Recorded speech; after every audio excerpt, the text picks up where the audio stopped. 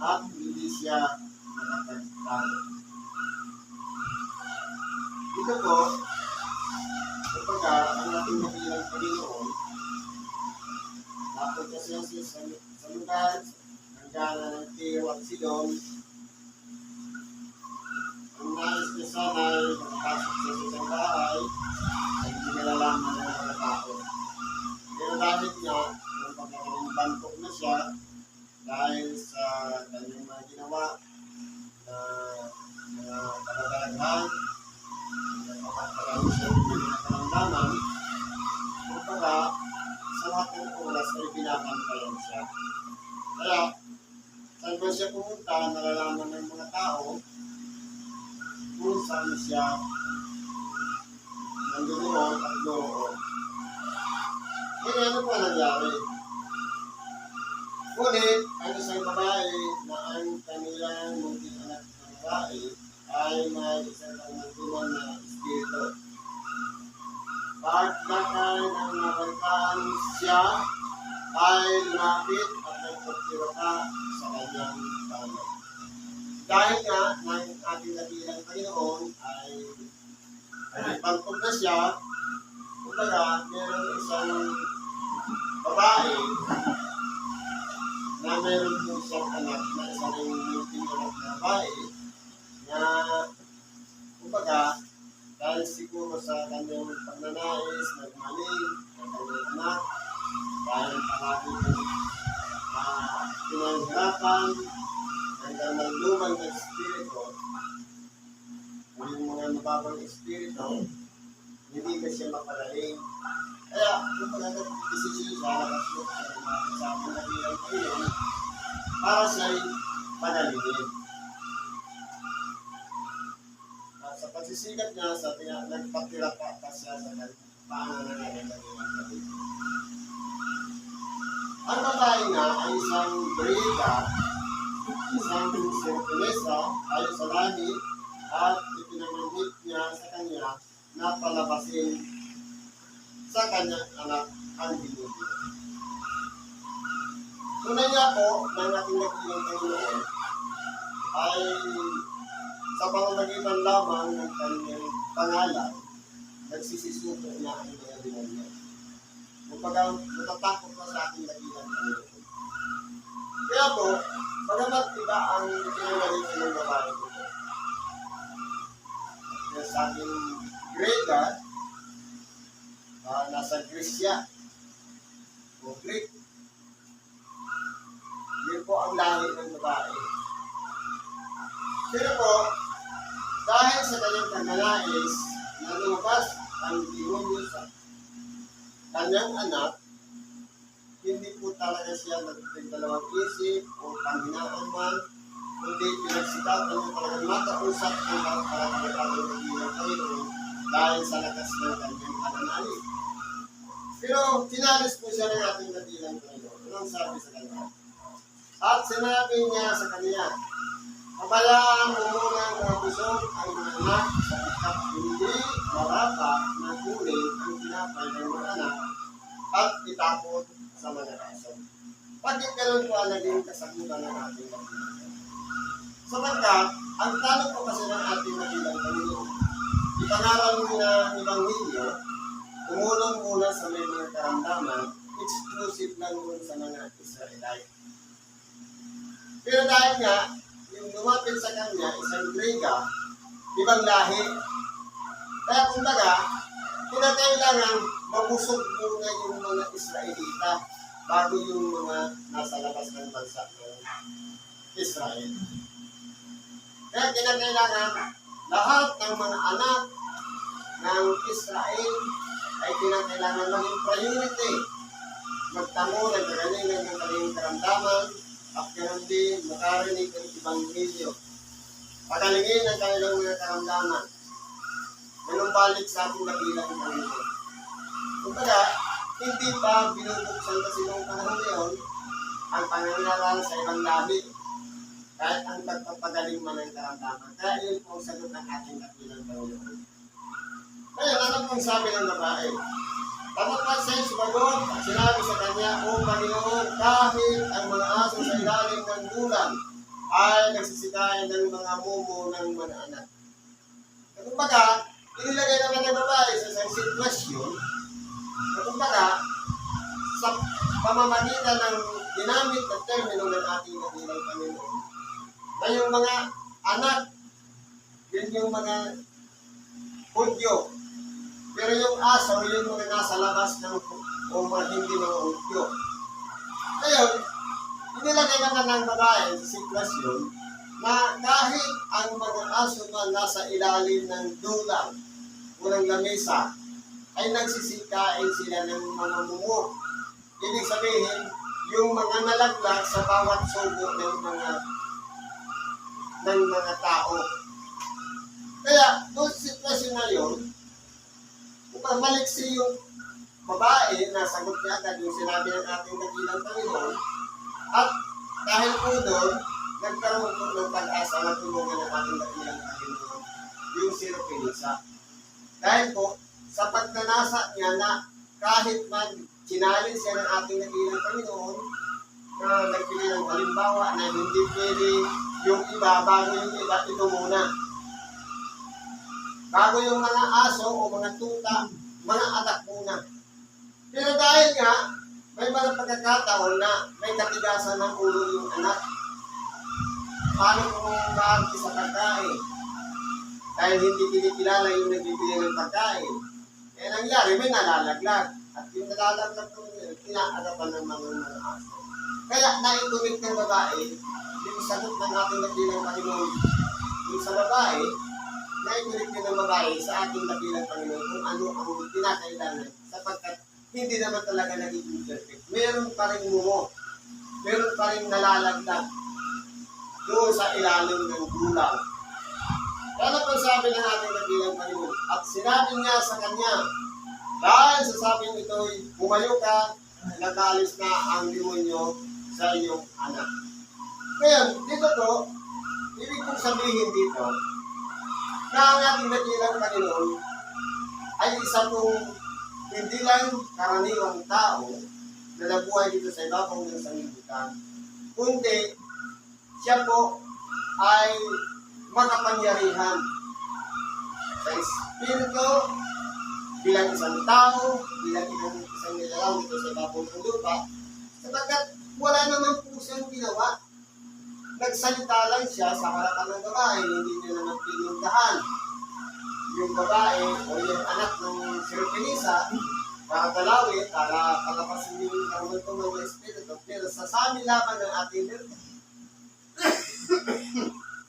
sabi lamang ng ating dakilang Panginoon ay naging makatotohanan na ngayon lumabas na ang demonyo. Siyempre, sabi nga ang tao, pamantayan ng tao, kasi tumilip, hindi naman na nagsiling paniwalaan. Kaya nangyari, at umuwi siya sa kanyang bahay, at naratnan ang anak na nakahiga sa higa at nakaalis na nga ang demonyo. Kaya kung titingnan po natin, kung tayo po ay merong pananalig, kasi po ang titingnan natin, nagmula po sa pananalig. Una, napalitaan lamang ng babae ng ating dakilang Panginoon, may kailangan magpalabas ng demonyo. Naglakas siya ng loob sa pamamagitan ng kanyang pagsisikap, na kahit na dinudumog ang ating dakilang Panginoon, hindi siya natakot, unang dalawang isip, kundi lumapit siya at kinausap pa niya ang ating dakilang Panginoon. Sinalins pa siya. Pero dahil nga sa kanyang pananalig, hindi po siya pinanghinaan. Kasi yun po yung tutulak sa kanya upang yung kanyang hinihingi na lumabas yung karumanduman ng Espiritu ay magkaroon ng pangyayari. Kaya po, dito na pag-isip-isip sa babae, natutulong ng makapangyarihan ng ating dakilang Panginoon. Para hindi siya nagkamali sa kanyang lalapitan dahil sa oras na kausap niya ang ating dakilang Panginoon, totoong nangyari na lumabas na nga ang karumanduman ng Espiritu doon sa kanyang ama. Kaya kung pag-aaralan po natin, maging katulad lang tayo ng pananalig nitong Sirofenisa. Dahil po pagkaminsan, tayo po kasing tao, nagiging marupok lalong lalo na sa pananalig. At gusto natin, lahat nasa maayos na kalagayan. Lahat walang karamdaman. Lahat nasa mabuting kalusugan. Pero pagkaminsan, kapag sinabi ng magaling na, minsan hindi po kasi naiiwasan, nagkamali, bumabalik na muli. Sa ating kalagayan, at kung paano, sabi ng ating nakilang Panginoon sa kanyang mga tinulungan at sinagaling, magaling ka na, huwag ka na muling magkasala. Kasi po, sa oras po na nilabag natin, pinagaling tayo, tinulungan tayo ng ating nakilang Panginoon, pinag-iingat po tayo na huwag nang makabalik noong sa paraan na pinagmulan ng ating pagkakasala, kaya tayo nagkaroon ng karamdaman. Kaya po, tayo po mga tao, tinuturuan dito ng ating nakilang Panginoon na kaya nga lahat din ang kasaysayan dito si Pilisa para siyang maging batayan ng ating pananalig sa ating nakilang Panginoon. Na yung mayroong pagsisikap, yung malakas ang pananalig, at hindi sinumina ng loob. Sapagkat kumbaga, kung ginawa na ng Sirapinisa, na wala na siyang ibang malapitan, maliban na lang sa ating nakilang Panginoon.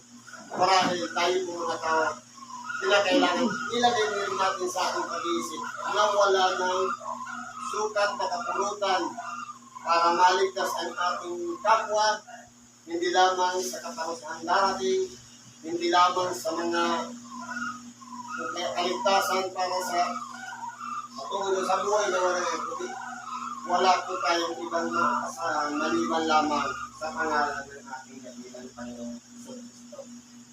Sa kanya lang tayo lumapit at hindi niya po tayo kakaligtan. Yun nga lamang, sabi nga, may pamamaraan ng Diyos kapag ang tao ay gusto niya munang tumuhan ng leksyon. Kaya siguro meron tayong mga karamdaman, meron tayong dinaranas ng mga problema. Ang importante po no, sa bawat sitwasyon natin sa ating buhay, dapat makakilala natin sa ating sarili yung aral na nais ipahatid ng Diyos sa bawat isa sa atin. Kaya dumarating tayo sa mga sitwasyon na pagkamisang gusto natin sumuko o kaya bumitaw. Pero yan po ang plano ng Diyos sa bawat isa sa atin. Kaya kinakailangan palakasin natin ang ating pananalig. Huwag tayong bibitaw sa kanya sa kapagkat siya lang po ang nagbibigay sa atin ng kakahanap sa lahat ng problema na dumarating sa ating buhay. Pero meron pa tayo dito isang sitas. Dahil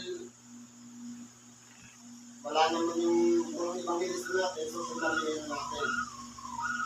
Sabi ko dito sa Episodio 11 hanggang sa 22. Ang sabi ko dito, ito po ay sinulat ni Apostol Pablo para sa mga taga-Efeso para turuan, paalalahanan, sa matayong bagay, makarating sa kanila ang tinatawag niya ibang video ng Diyos. Dahil po, pag sinabi kasi ng mga taga-Efeso, ibang lahi naman yun. Bubuksan po kasi ng Diyos yung pangyayari ng ibang video para sa mga hindi, kasama na po sa mga naging target ni Apostol Pablo para marating niya at higit sa lahat mapadala niya ng sulat na walang iba. Ito na nga yung sulat sa Efeso.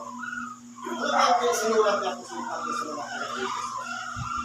Sabi po dito, kaya nga alalahanin ninyo na kayong noong una mga hintil sa laman. Tinatawag na di pagtutumid niyo o tinatawag na pagtutumid sa laman na ginawa ng mga tao. Ito, kung aralin natin, ano po ba ang ibig sabihin ng hintil? Ang hintil, yun po yung lugar na hiwalay sa Israel. Kasi kung mayroong selected na lugar, ang Panginoong Diyos, sa makapitagay, iningatan niya mula pa doon kay Adam hanggang kay Jose, yung Israel. Ano ang purpose ng Diyos? Para doon isisilang yung buktong na anak ng Diyos. Nabilang siya ng isang babae, isang birhen, kasi magdadala ng bata. At siyempre, yung foster father, si Jose, na mangangalaga doon sa ipapanganak ng birhen na babae. Kaya po, iningatan nyo ng lahat ng mga saling lahi mula kay Adam nakasulat po yan sa banal na kasulatan. Kaya po, yung mga hintil, kumbaga, ito na po yung mga yung buksan ang pagpapahayag ng salita ng Diyos, nakating na rin sa mga hintil. Sa makatuloy, yung mga tao o kaya lugar na hindi nasakop ng Israel, nadat na rin ng ibang video. Kaya po, ano pa sabi dito? Yung di pagtutuloy at pagtutuloy. Sapagkat meron po kasing tipan ang Diyos sa lahat ng kanyang at tinatawag na lahi mula kay Abraham. Kasi po, si Abraham ay ginawang ama ng maraming bansa at ngayon po mula sa kanyang palakang lumabas si Ismael sa pamamagitan ni Agar, tinulit din siya at ganoon din yung anak niya naman sa sa babaeng Malaya kay Sarai o kay Sarah sa makatuwid naman ay si Isaac. Kumbaga, doon sa dalawa na yun, doon na po nagmula ang pagtutuloy. At po si Abraham tinuloy na rin. Kaya ngayon, ang pagkakakilanlan po kasi ng mga tunay na mula sa lahi ni Abraham, walang iba yung pagiging isang tuloy na ginawa ng kamay ng mga tao. Hinuhugaran ang ari ng lalaki at yun po ang palatandaan ng lahi ng Diyos. Kaya minsan nga magtatanong tayo, bakit kaya ang mga Pilipino mula pa nung una hanggang ngayon mga tuloy? Kahit po, yun po yung ibig sabihin, may koneksyon pa tayo kay Abraham. Kaya ang mga Pilipino tinutuloy. Pagamat sabi tanggalian o nakasanayan ng mga matatanda, pero yan po kasi ang nakasulat sa banal na kasulatan. Kaya po dito, ang hintil po, yung mga hindi dinatnan ng salita ng Diyos. Ibig sabihin yung nasa labas ng Israel. At yung Israel, yung bayan pinili ng Diyos. Yung mga pagtutuli ay nasa Israel at yung di pagtutuli nasa mga hindi. Kaya po, anong ibig sabihin dito? Napasyon Pablo. Na kayo, ng panahon yaon, ay mga hiwalay kay Kristo na mga di kabilang sa bansa ng Israel at mga taga-alang lupa tungkol sa mga pipa ng pangako na walang pag-asa at walang Diyos sa sanlibutan. Kasi po, nagpakilala nila po kasi ang Diyos sa mga Israelita. Una na, hindi lamang sa mga Israelita, nauna na sa mga ninuno. Magmula kay Adam, kay Noe, hanggang sa pagkasunod, maraming beses nagpakilala ang Diyos sa mga tao. Kaya, pinili niyo talaga yung kung saan siya magpapakilala. At yung mga hindi, dahil hindi nakarating sa kanilang salita ng Diyos, kaya walang Diyos para sa kanila. Pero, dahil nga, binuksan na ang panangaral ng Ebanghelyo sa mga hindi, nakarating na rin sa kanila na mayroon pa ang Diyos. Ito na po nangyari. Kumbaga, exclusive lang sa Israel, ipinangaral din yung salita ng Diyos, unang mga propeta, at ng panahon ng ating nakilang Panginoon, ang ating nakilang Panginoon na mismo ang nangaral. At sinundan ng kanyang mga dikta ng Espiritu Santo. Ngayon, kung napangaralan nila yung lugar ng Israel, lumabas na sila. Yun na yung pagkakataon na makarating naman sa mga hindi ang tinatawag na salita ng Diyos. Kaya ngayon, dahil po sa kalagayan ito, kinikilala na ng Diyos ang mga hindi na handang magpasakot sa kanukutan ng Diyos sa mga tumanggap ng kanyang aral. Sapagkat dati walang pag-asa, walang Diyos sa sanlibutan, pero dahil sa pagbubukas ngayon, nagkaroon na ng pag-asa, nakilala na nila yung Diyos na kinikilala ng Israel at kinikilala na rin ng mga hindi.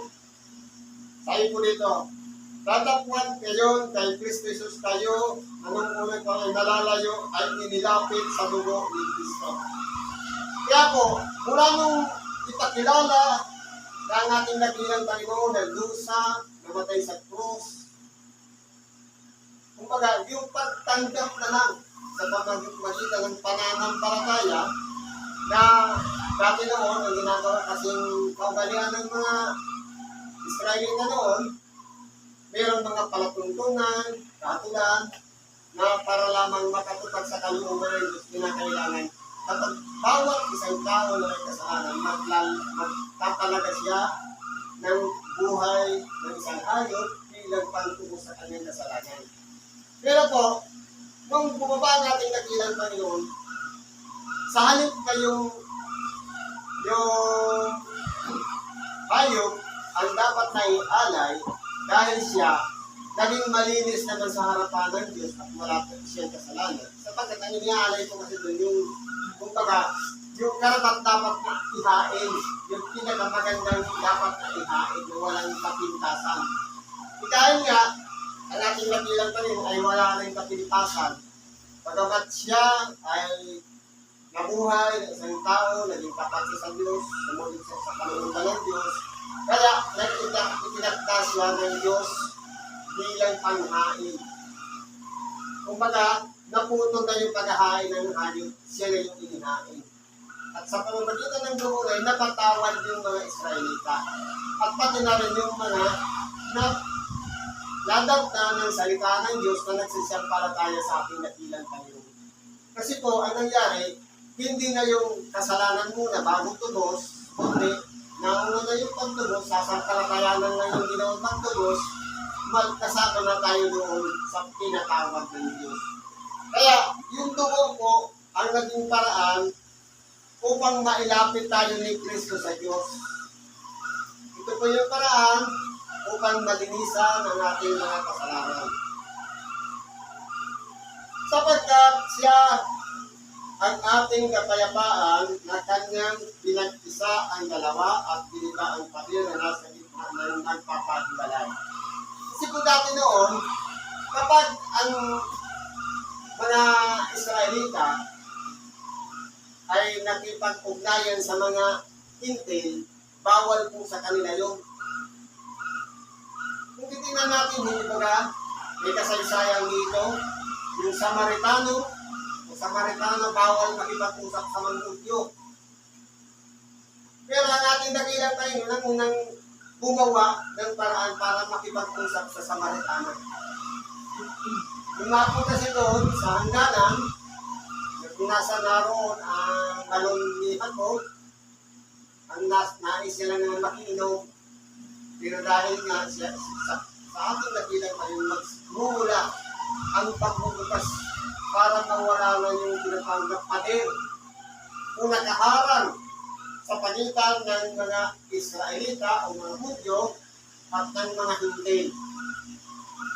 Dahil po sa dugo ni Kristo, binuksan niya na yun, iginaba na yung pader na nakapaghihiwalay noon. Kaya nasabi, titingnan natin, tinutunggan pa na yung Simon Pedro. Dahil ang pagitain na yung Simon Pedro, mababa mula sa apat na sulok, may mga hayop na nandun. Sabi ng Moses sa ating kay Simon Pedro, magpatay ka at kumain. Panginoon, kahit kailan hindi pa nakatikim na nangingibig ng anong bagay na marumi. Kumbaga, sa pamantayan ni Simon Pedro, hindi ako pwedeng pumunta dyan sa lugar na yan. Pero sabi ng aming ng Moses, huwag mong ipalagay na marumi ang isang bagay na nilinis ko na.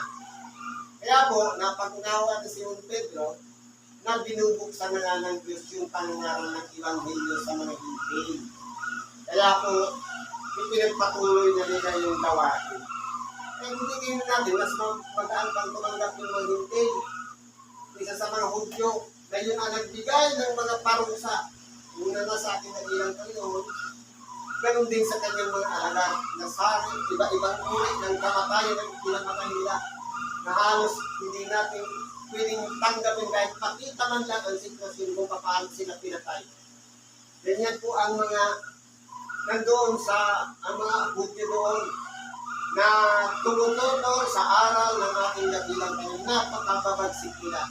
sumasalungat sila sa aral ng ating dakilang Panginoon. Kaya po, nung buksan yung pader na nagiba na, dahil po sa dugo ni Kristo, sabi nito, na inalis ang pagkakaalin sa pamamagitan ng kanyang laman, kahit kautusan na may mga batas at ang mga pagtuntunan upang sa dalawa ay dalangin sa kanyang sarili ang isang taong bago sa ganito'y ginagawa ang kapayapaan. Kaya po, dito po, pinubusan na ng Diyos yung mga nasa labas ng Israel, yung mga hindi Hudyo, o tinatawag na Hintil. Na dapat kung paano tinanggap ng mga Hudyo ang kapatawaran ng Diyos, ang pagiging isang karapat-dapat sa harapan ng Diyos na kalagdan, patawarin, malinisan ang kalooban o mga kasalanan, ganun din ang ginawa sa mga Hintil. At yun po, nakarating na rin sa iba-ibang lugar, yung pag-ngarin, nag-expand na. Kapag marami na ang nakarinig ng Ebanghelyo, kaya marami na rin na tumanggap ng kapatawaran. Kapagaman, dati may mga batas, kalatuntunan, katulan, pero nawala na lahat yun. Alang-alang po sa dugo, may binuhos, doon sa krus ng Kalbaryo ng ating dakilang Panginoon. At upang mapagkasunduin silang dalawa sa isang katawan, sa Diyos sa pamamagitan ng krus na sa Kanya'y pinatay ang pagkakaali. Kaya nawala na po yung alitan ng mga Hintil at ng mga Hudyo. Dahil po doon sa krus. Eh, hindi tingnan natin saan ba nilagay yung krus. Inilagay siya doon sa mataas na kalagayan para matanaw ang mga Hintil. Kasi kung nasa bandang gilid po kasi yung Jerusalem. At sa labas ng lungsod, nandun naman yung tinatawag na Golgotha. Doon ipinako ang ating dakilang Panginoon. Kaya po siya doon pa, hindi lang para sa mga Hudyo, kundi para sa lahat ng tao na sasampalataya at mananalig sa ating dakilang Panginoon sa kanyang ginawang pagtubo sa sangkatauhan. At siya ay naparito at ipinangaral ang kapayapaan sa isang nalalayo at ang kapayapaan sa nangalalapit. Kaya kung titingnan natin, nangaral ang ating dakilang Panginoon sa mga nangalalapit, sa mga Hudyo. Kasama na rin yung mga nangalalayo, yung mga taong walang kilalang Diyos. Mga tao na itinatagurin nila na ang mga Hudyo ay karamanduman sa kanila, ganun din yung mga Hintil, karamanduman naman sa Hudyo. Kaya po, sa pamamagitan nito, ang Ebanghelyo po na ipinangaral, ito po ang nagpatibay para yung dalawa maging isa na lang. Kapag wala namang iba yung ipinagpangaral ko sa Hudyo, kahit sa Hintil, parehas lang naman yung salitang pinanggalingan sa magkatulig mula sa ating dakilang Panginoon sa Kristo. Sapagkat sa pamagitan niya, tayo'y naipagpasok sa isang espiritu rin sa Ama. Ito po yung pinagtibay ng Diyos sa pamagitan ng ating dakilang Panginoon. Na dati, mga alagad lang ng nakakalam na nagpapatibay sa pagkakatilan lang ng ating dakilang Panginoon, una, nung tanggapin niya yung bautismo, na sinasabi, ito ang sinisinta kong anak na siya ang pinanunungkan. Kung umakyat siya naman ng bundok, kasama niya si Pedro, si Santiago at Juan, nagpakilala muli ang Diyos na Ama. Nung lumaba si Moises at si Elias sa harapan ng tatlong alagad ng ating dakilang Panginoon, na naguluhan pa ng utak ni Simon Pedro. Sabi niya, mabuti ang dumito tayo. Gawa tayo ng tatlong tulong, isa kay Moises, isa sa'yo, at isa kay Elias. Pero nangyari, nililiman sila. At mayroong tinig na narinig, ito ang sinisinta kong anak na siya kong pinarinutan. Yun po, experience yun, pero naipangaral na rin yun sa mga hindi. Ibig sabihin, hindi lang yung tatlong saksi na nakarinig, hindi lang si Juan Bautista, kundi ibinahagi na rin sa mga hindi. Kung paano ang Diyos ay nalulugod sa ating dakilang Panginoon. Na kumbaga, dapat pakinggan din natin ang sinasabi ng ating dakilang Panginoon. Katulad ng ginawa ng mga Hudyo na pinakikinggan ng ating dakilang Panginoon, at ganoon din yung mga Hintil, dapat handa rin makinig sa sinasabi ng ating dakilang Panginoon. Kapag pinatutuhanan siya ng isang espiritu rin sa Ama. Kaya nga, hindi na kayo mga taga-ibang lupa at mga manglalakbay.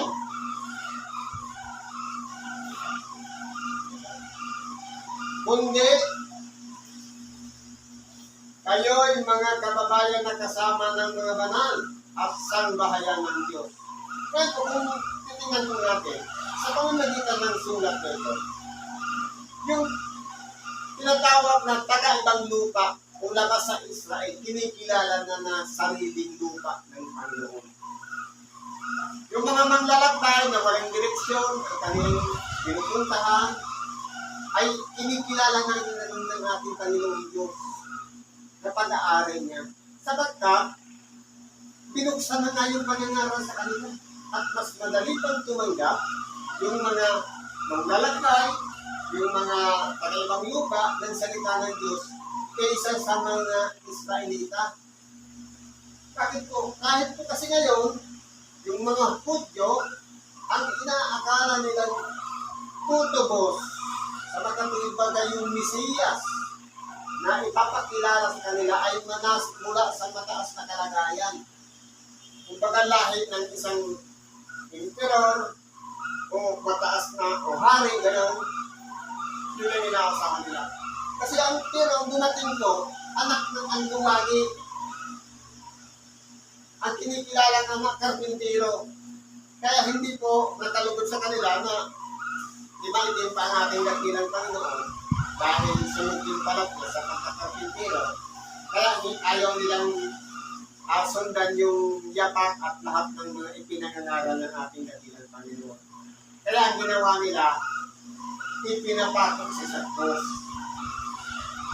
Hindi ipinako sa krus ang Panginoon ng kanya. Kung nakilala sana nila, hindi ipinako. Dahil nga, hindi nakilala ang ating dakilang Panginoon. Akala nila, tama lang yung ginawa ng mga Hudyo, na sa halip na yung tunay na kriminal ang dapat na parusahan, itinagpalit tayo ng ating dakilang Panginoon, pinalaya si Barabas. At ang ating dakilang Panginoon, yung ang inilagay doon sa kalagayan ni Barabas para ipatok sa krus. Kaya hindi po talaga nakilala ang ating dakilang Panginoon. Pero yung mga Hintil, mas madali kong umunawa ng salita ng Diyos. Maliit lang yung Israel, mas malaki yung sanglibutan. Pero po, dahil nga, sa pagsisikap ng Espiritu Santo na gumamit ng iba-ibang mga tao para ang salita ng Diyos mag-expand. Marami ang manap na ng salita ng Diyos. Marami po ang nagkaroon ng pagkakataon mapalapit sa Diyos at magtamuri ng kapatawaran ng Diyos. Kaya po, tinawag na niyang mga kababayan, yung dating hindi bayan ng Diyos ay naging bayan na ng Diyos.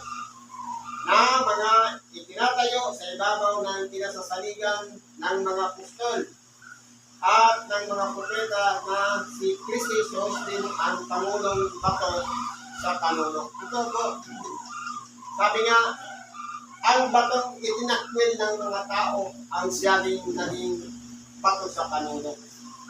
Yung batong yun ang ating dakilang Panginoon na hindi kinilala ng mga Hudyo, pinatay nila sa cross, pero siya po ang naging foundation o pundasyon sa pinakasulok cornerstone. Sabi nga, bato sa panulo.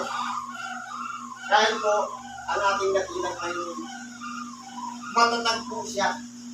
Kahit na alam niya ang daranasin niya na paghihirap, daranasin niya ang hindi kilalanin, ang ipako sa cross, naging matatag po sa diyan. Minsan na nga gusto niya sumuko, pero ang sabi niya, wag ang kalooban ko ang mangyari kundi ang iyo. Dahil po mayroong pagpapasakot ang ating dakilang Panginoon sa Diyos. Kaya po, hindi titingnan natin, bakit gusto nang sumuko ng ating kaibigan? Kasi tao po siya. May laman, dugo, may pakiramdam. Pwedeng sumuko. Pero dahil nga, sa ambisyon niya, mangyari yung kalungan ng Ama, kinakailangan talagang isakripisyo ang kanyang buhay. Sabi nito, nasa kanya ang buong gusali ay na nakalapat na mabuti ay lumalago upang gaging isang timplong banal sa Panginoon. Kaya po, yung bato na yun, naging pundasyon. Hindi lang isang haligi, kundi nadugtungan pa ng pader. Naging isang templo. Ibig sabihin, yung isang kanto lang, yung isang bato lang, naging kapatipakinabang sa isang gusali at sa isang templo, sa makatuwid bagay. Itinayo na ng ating kabilang Panginoon ang kanyang iglesia na pinatatag at pinagtibay ng Diyos ng kanyang mga aral o salita. Kaya po, hindi lang nagtapos sa bato, hindi lang nagtapos sa haligi, kundi nagtapos sa isang gusali o templo upang sa ganun tayo kung mga tao ay maging templong banal. Ay lalagay natin sa spiritual. Kapag tayo po na nasa mababang kalagayan o mahina, madali tayong madali, tumatalo. Ipatong lang natin ang ating sarili, yung sa batong yaon, ibig sabihin, manangan tayo sa ating dakilang Panginoon, manalig tayo sa Kanya, hindi po tayo magagabi kailanman. Sapagkat napakatibay ng pundasyon na nakatayo sa ibabaw ng bako sa makapulitagay sa ating dakilang Panginoon. Nasa Kanya, itinayo din naman kayo upang maging tahanan ng Diyos sa Espiritu. Kaya po, tayo mga tao na tumanggap ng salita ng Diyos, humingi ng tawad, nagsisi at nagbalik loob sa Diyos, tayo naman yung tinatawag na itinayo ng Diyos. Upang sa ganon, sa pamamagitan natin, gamitin tayo upang mangaral ng Ebanghelyo, upang magpagaling ng may mga karamdaman, tumulong sa kapwa, at higit sa lahat, yung ipangaral natin yung kaligtasan na walang iba, hindi lang tayo ang nagtatanggap o tatanggap. Kasama na rin yung mga taong naghandang makinig ng aral ng salita ng Diyos. Kaya po, yan po ang naging sulat ni Apostol Pablo sa mga taga-Efeso. Dito po, pinapakilala niya na wala nang pagkakaiba ang mga hintil sa Hudyo. Wala nang pagkakaiba ang pagtutuli sa di pagtutuli. Wala na rin pagkakaiba ang alipin sa malaya. Kundi tayong lahat ay pinagtibay ng Diyos sa pamamagitan ng dugo ni Kristo. Siguro hindi na lang ang pagkikibago natin sa umusap. Salamat po sa Diyos. At ano man po ang ating mga kainan o kahilingan sa Diyos ngayong buwan na ito, nawa ipagkalot naman ng Diyos, magtagumpay tayo sa lahat ng pagsulok na dumarating sa ating buhay. At palagi tayong manalig sa Diyos, magtiwala tayo sa Kanya, maniwala tayo sa Kanya at hindi niya tayo kawabayaan. Salamat po at isang mapagpalang gabi sa bawat isa.